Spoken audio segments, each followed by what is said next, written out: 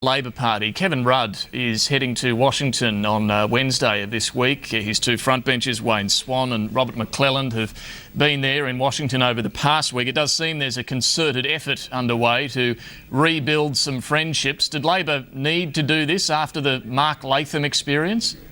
Well, it's not a question of Labor needing to do one thing or another. It's a question of one of the roles that I have here in Australia is to be a listener and to provide information to Washington on things that are of interest to the people of the Commonwealth of Australia and to political figures in Australia. So when Mr. Rudd and Mr. McCallum indicated that they would be in the United States, then Ambassador Dennis Richardson, the Australian ambassador to the United States, and my offices through the U.S. Embassy here tried to make certain that they would be able to meet with appropriate government officials in the United States so that individuals in the United States would be aware of the positions and the interests and the views of those very responsible political figures from the Labor Party. I think the itinerary for Kevin Rudd is still being worked on, but can you give us any insights as to exactly what sort of administration figures he'll be able to meet?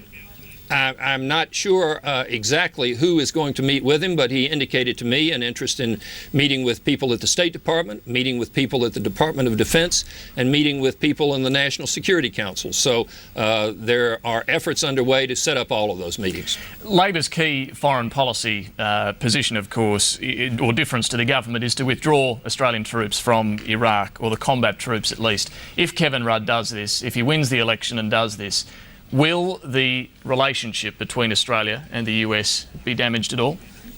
Well, I've answered that question on a number of occasions, and really I'm not going to speculate on what any particular action might have on the relationship between Australia and the United States. It's up to the people of the Commonwealth of Australia to determine that, and I don't want to be perceived as trying to interfere in what should and is a robust public debate in Australia about policies relating to Iraq and Afghanistan and the war on terror and a host of other issues. Having said that, I'm also serve in the role of an advocate for the position of the United States.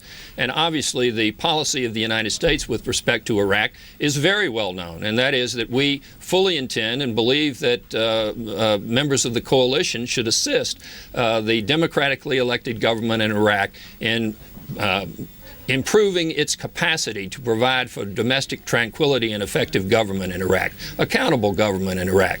So not with respect to this particular policy of Labor, but it is just simply common sense, and candor compels me to say that anytime one has a close relationship with an ally and there's a disagreement on one policy or another, then there's obviously a friction or an irritation or a frustration or stress, however you want to describe it.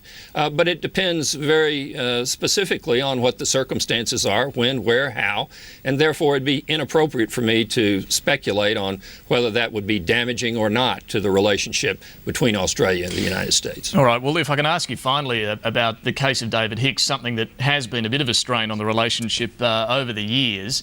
The plea bargain that has been sorted out, of course, has seen him plead guilty to providing material support for terrorism, but it will see him returned to Australia and freed from jail, or returned to Australia and freed from jail by the end of this year.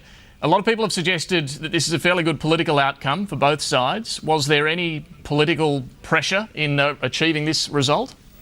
I wouldn't describe anything that went on as political pressure. However, both members of the Labor opposition and members of the government expressed time and again to me, to the Secretary of Defense, to the Attorney General, and to the President himself, their frustration at the amount of time that it was taking in order to establish the military commissions and to formally bring David Hicks to trial on war crimes. And I've mentioned before that the reason for that was our devotion in the United States and commitment in the United States to the rule of law, so that we allowed enemy combatants to test the very processes under which they would be tried. And as a result of that,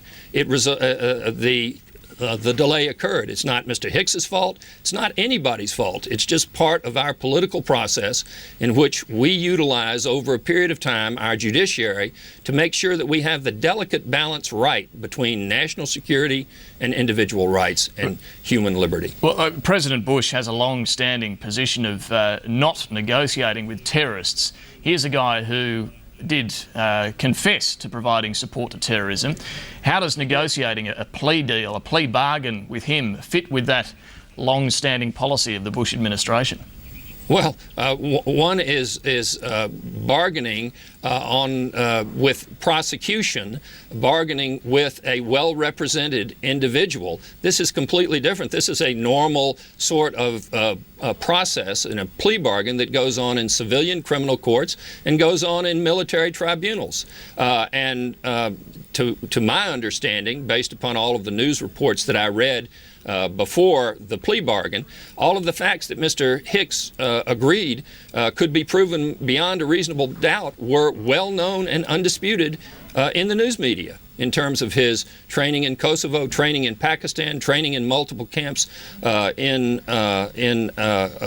Afghanistan, of his coming in from a neutral country after September 11 into Afghanistan to engage in military activities against the coalition forces, including Australian forces. So I don't see that as bargaining with terrorists. I see that as a normal legal process which concludes the issues on whether one was guilty or innocent of a war crime, and Mr. Hicks admitted that he was guilty of one.